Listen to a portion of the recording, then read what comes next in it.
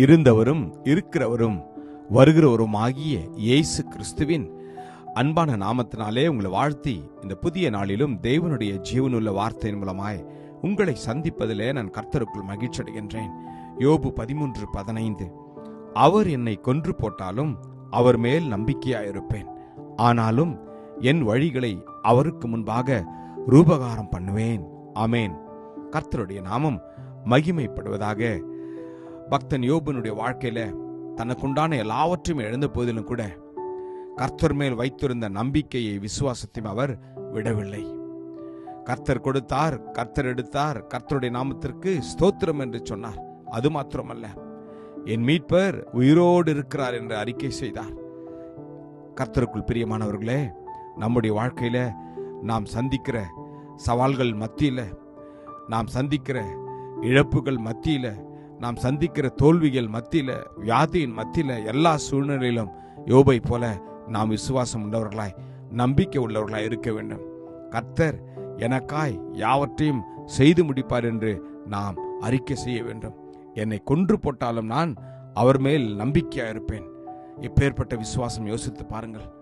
Shadrach, Meshach, ஆபத்நேகோ இதே விதமாகத்தான் அவருடைய நாமத்தை மறுதலிக்கவில்லை. அக்கினி அவர்களுக்கு முன்பாக இருந்தது.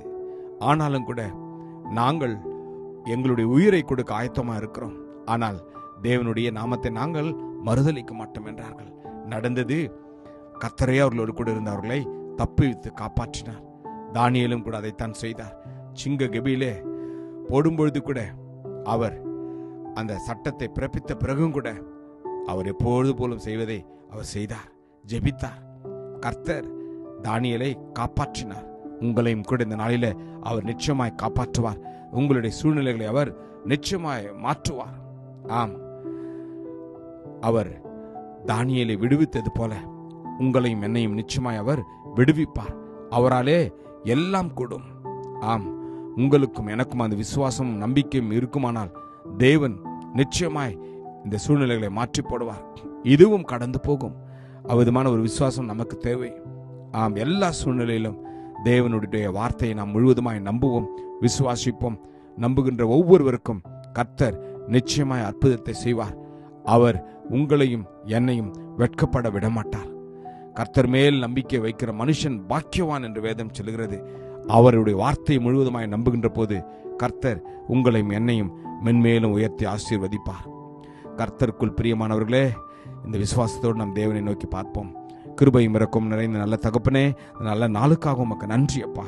ஆம் ஆண்டவரே, பக்தன் யோபை போல் அப்பா நாங்கள் உண்மையில் வார்த்தையின் மேல் நம்பிக்கையாய் விசுவாசமாய் இருக்கிறோம். ஒவ்வொருவரும் எதிர்பார்த்து கொண்டிருக்கிற அற்புதத்தை நிச்சயமாய் செய்யப்பதற்காக உமக்கு நன்றி. இயேசுவின் நாமத்தில் ஜெபிக்கிறேன் ஜீவனுள்ள நல்ல தகப்பனே. ஆமேன். God bless you. Jesus loves you. Amen.